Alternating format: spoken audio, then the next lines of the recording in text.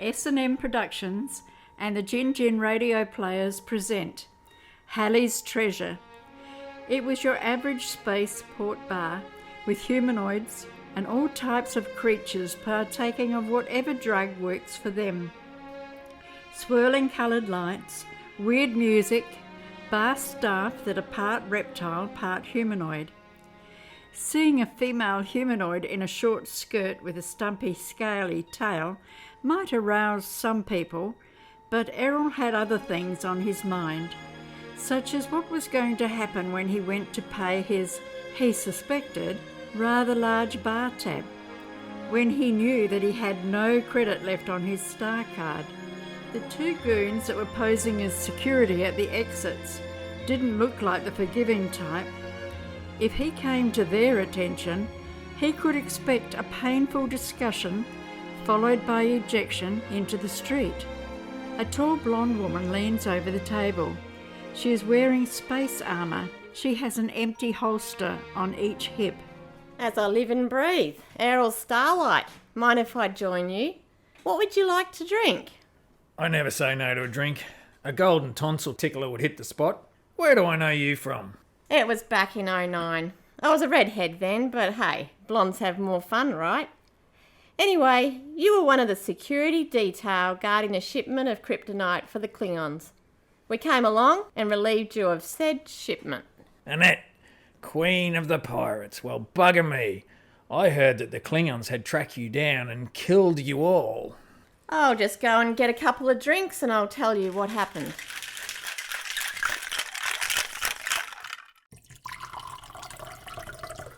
There you go. Cheers. The Klingons did indeed come after us. We had a series of fights. They ended up killing all of my crew. I escaped and stashed the kryptonite on a passing comet. Then my ship finally died. I was rescued by a Samaritan ship. Bloody do-gooders, preaching at me all the time. I was bloody glad to get off that ship. So what happens now? How much is the kryptonite worth? Well, on the open market, it's worth around 10,000 credits a block. There were 1,000 blocks in that shipment, so that's 10 million, less commission. A woman approaches the table. She pulls out a chair and sits down. She has a large drink in one hand and a cigar in the other. She is in her 50s with short dark hair. She's wearing a leather jacket and old jeans. That bastard from the Port Authority came back again. He says that unless we pay the overdue docking fees, he's going to impound the ship and kick us off. Where the hell are we going to get 2,000 credits? Annette, this is Tilly, my co-pilot and navigator. Tilly, this is Annette. Pleased to meet you, Tilly. You sound like a gal after my own heart. What say we grab a couple and go back to your ship? I think that we can do a little business here. I'll settle the tab. They walk along the parking area of the station. There are ships of different makes and styles. Errol stops in front of one. It is about 50 metres long. It has patches of rust, scratches and dents all over it. Sitting by the main hatchway is a man wearing only shorts. He's sitting in a deck chair with a table alongside. He's wearing an old straw hat and has a bottle in his hand. Bugger me. Isn't this an old Mark III Chrysler? I thought that they had all been scrapped years ago. And who's this? My good woman, Spanner at your service. My sins is I have the job of keeping this vessel flying, which I might add I do very well. At the moment I'm catching a few rays and enjoying a little vino. Spanner, come on inside. Annette has something interesting to discuss with us. If she's carrying what I think she is, she's got my attention. Let's go. Spanner gets up and punches some numbers into a keypad on the ship's hull. A door swings open. They follow Spanner inside. Yeah, it's an old Chrysler, all right. Yeah, and this is the bridge. What the hell is this? These controls are for a star drive. And what are these control panels for? Those, my darling, are for a small bank of phasers and anti-laser shields.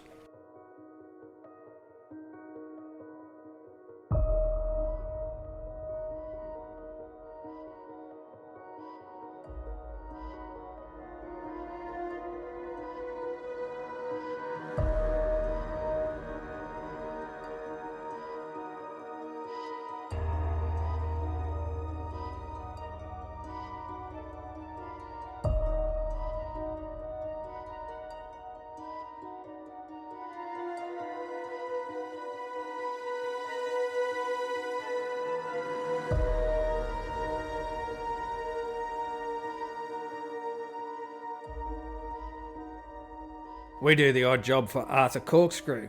As in, say, someone forgets to make the repayments on a ship that they have bought from Arthur.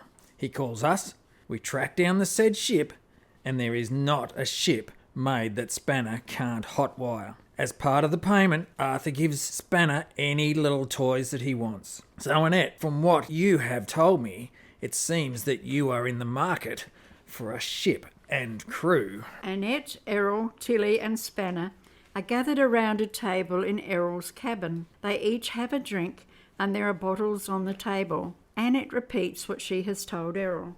Jeez, you stole that much from the Klingons. How come they haven't caught you and killed you? Believe me, they've tried.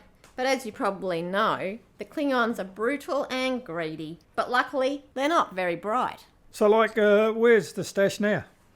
Well, I have 2 blocks with me. The rest I stashed on a passing comet that I managed to land on. You managed to land on a comet? Jeez, that must have been hairy. Desperate situations call for desperate measures. It was the only way that I could lose the Klingons' ship. So where is this comet now? There we have a bit of a problem. What I have been able to find out so far is that the comet is called Halleys Comet, and it is due to pass close to old Earth shortly. So if we go and help you recover this treasure, what's the deal? How I see it is, because it's mine, I get 50% and the other half is yours. Well, how I see it, is that without us, you won't go anywhere. And that being the case, I think that entitles us to equal shares. Well, after commission and expenses should give us about 2.2 million credits each. And for that, I'll take you to Ellenback. And that goes for Tilly and me. So do we have a deal? 2.2 million is better than bugger all. Okay, we've got a deal. I think that we should start by going to old Earth and finding out about this comet. Ah, right. I'll set about plotting a course. Spanner, you go with Annette and pay that bastard our mooring fees and get whatever provisions that we will need. I'll ask around and see if I can find someone that had visited old Earth. I've been in that galaxy, but never to the planet. They are about to leave. Errol calls a meeting on the bridge.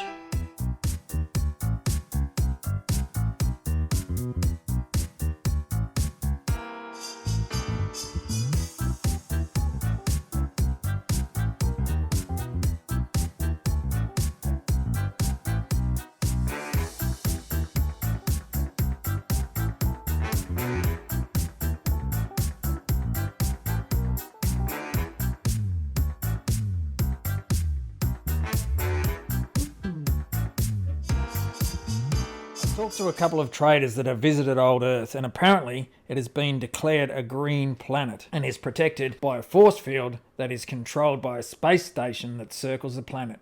Tilly, do we have a course? Yes, we do. I've programmed it into the ship's nav computer. Good. Spanner, are we ready to rock? Okay, let's get this show on the road. They leave the space station and start orbiting the planet in preparation to engage warp drive. Errol is in the captain's chair, Lily is at the navigator's console, Annette is at the comms desk, and Spanner is in the power plant. Okay, Spanner, prepare to engage star drive. What the? The ship is rocked violently. The main monitor screen comes to life. On the screen is the bridge of a ship. Reclining in a seat is a figure that is humanoid in shape, but has purple scaly skin, a pointed head, and arms that end in talons. It speaks. I am Captain Garfront of the Imperial Klingon Navy. I believe that a certain pirate woman is aboard your ship. She has stolen from us, so if you just teleport her across to our ship, you can go on your way. I'm Captain Errol Starlight, and this is the IMS Lemon. By what right do you attack an unarmed ship? Because we can. Now hand over that woman. Do not even think about trying to run with your pile of excrement ship. Bah, Stewart, I'll show him. When you're ready, Skipper.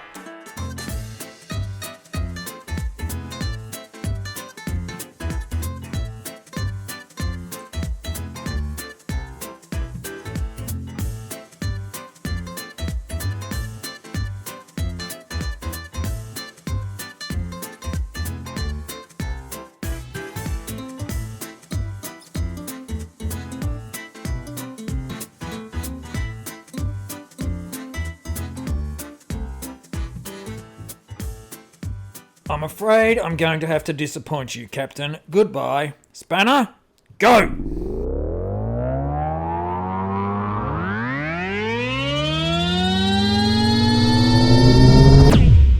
My God, according to these instruments, we're travelling at warp factor 9. I've never known a ship to travel at more than 7.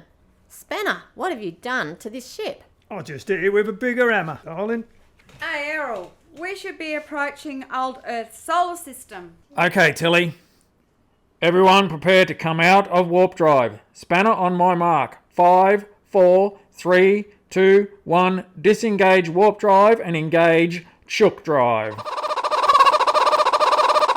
Right, let's see if the Klingons were able to follow us.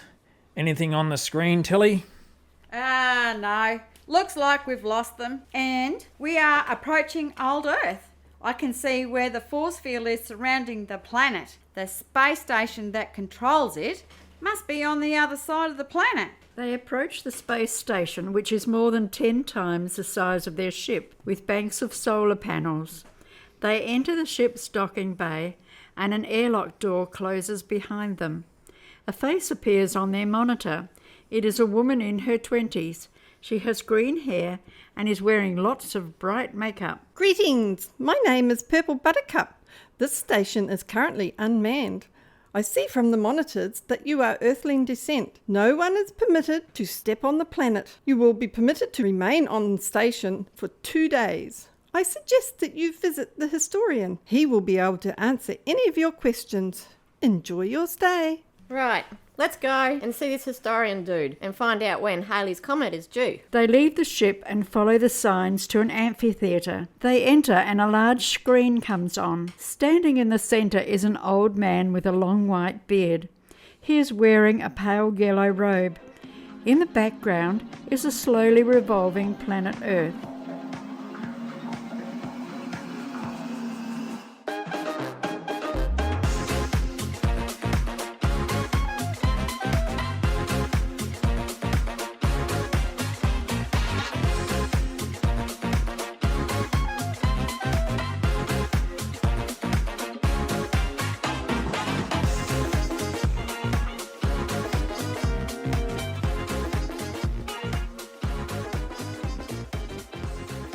Welcome.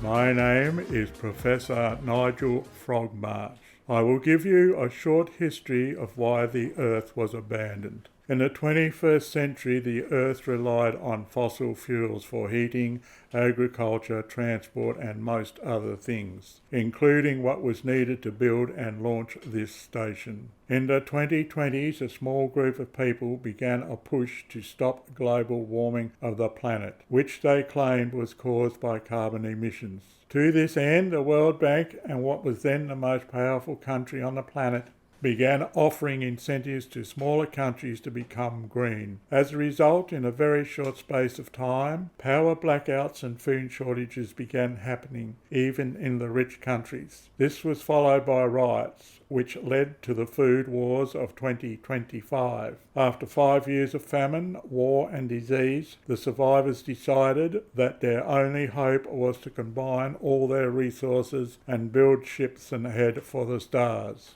This they did. The few remaining people died out over the next 100 years. You are the descendants of the people that left. You may ask any questions that you have. What do you know of Haley's Comet? And when is it due to pass the Earth? The comet is roughly 8 kilometres long and 2 kilometres wide. It has a rocky surface with small hills and one crater. Its surface temperature is between -27 and -103 degrees Celsius. That's it. That's where I left it, in that crater. The comet is due to pass the Earth in 20 of our days. It will be travelling at 37,000 miles per hour. It should be visible in 10 days' time. And how the hell are we supposed to land on that and then go out into those temperatures to recover the goodies? Well, I did it. Admittedly, I had no choice. I had to escape the Klingons, and any half-decent spacesuit will handle the temperatures. The ones that you have on board will be fine. Spanner, what do you reckon our chances of landing without wrecking the ship? Skip, you're the best pilot that I know, and with Tilly to help, we will manage it. The ship can handle the speed okay. Annette, was there a lot of turbulence as you came into land? There was a lot of turbulence before I landed, but it was okay on the surface, especially in the crater. Okay, we'll stay here for the next 2 days and make sure that everything is ready. Spanner, would you care to take a look around and see if there is anything that we can use? It's 2 days later and they are preparing to leave. Hey Skipper, I've found something that should be very useful. It's an anti-grav all-terrain forklift. It will be ideal for carrying the kryptonite from the ship. Well done. Space Station Control, this is the IMS Lemon, requesting permission to leave. Wait just 1 minute. Our monitors show that you have a piece of equipment on board your ship. The airlock doors will remain closed until it is returned. You may also face a penalty. Spanner appears on the bridge and sits at a console.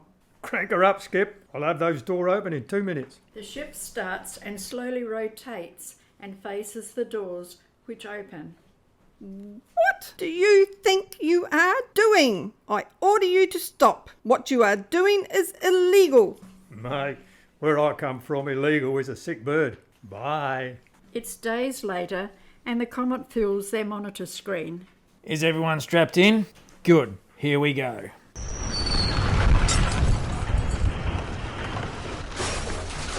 Tilly, the autopilot can't handle it. I'm going to manual. I need you to give me the course and distance. Okay, on it, Skipper. Keep to the heading you're on. Range 3 kilometres and closing. Spanner, more power. That's good. Range 2 kilometres. 1 kilometre. Back off the power. Looking good. We're going in. Prepare to land.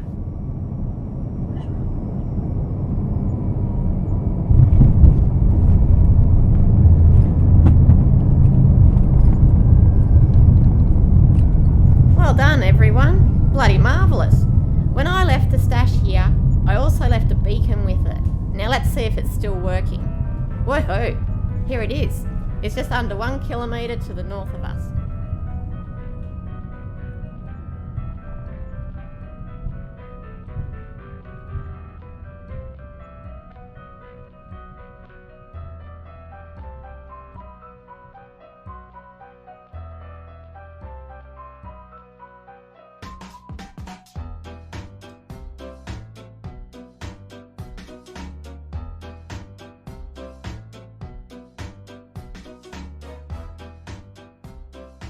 Great.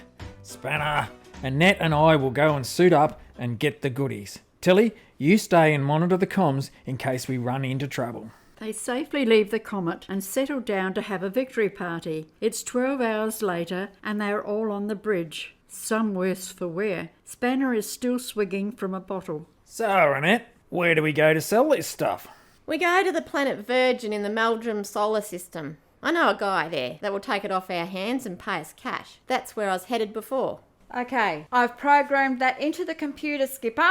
Very good. Spanner, warp factor 5. Let's go. Errol is in a space station bar, the same one that he was in a year ago. He's grinning happily to himself. He senses movement and looks across the table and sees Annette. Well, howdy, stranger. Here you go. A golden tonsil tickler. Thanks. How did you find me? It wasn't hard. I just followed the trail of empty bottles and pissed off women. How much of the 2 million do you have left? Probably enough to pay the bar tab. I was never much good with money. What about Tilly and Spanner? Tilly met up with a guy from planet Zog. They bought some kind of ranch there.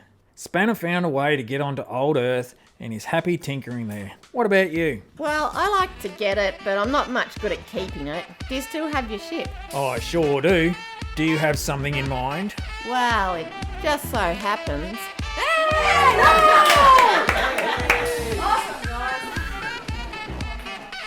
Halleys Treasure was written by M.D Stansbie, recorded and edited by Tony, starred David as Errol, Sharon as Annette, Mary as Tilly, Charlie as Spanner, Barbara as Purple Buttercup, Tony as Galfront, Sam as Nigel Frogmarsh. The narrator was Heather. This play is dedicated to Kevin Lemon, who we are sure is narrating a play somewhere. Cheers, Kev. Copyright July 2022.